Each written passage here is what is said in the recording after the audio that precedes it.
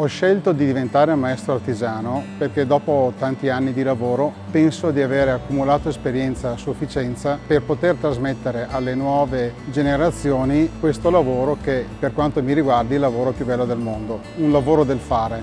L'autorevolezza che può dare anche semplicemente il titolo di maestro può fare sì che i ragazzi, i giovani, le nuove leve si possano appassionare in maniera più forte e più incuriosita a questa professione.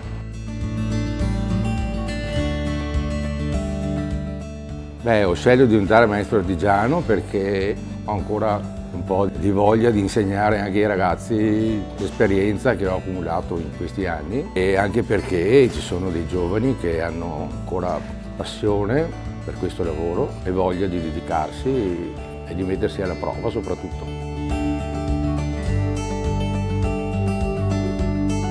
La mia passione è nata in una maniera molto strana. Io ho visto, per esempio, da ragazzino andavo, una signora vicino a casa mi mandava a prendere un cabaret di paste a Bassano. Io giravo nelle 2 o 3 pasticcerie più note di Bassano e mi mangiavo con gli occhi questi dolci.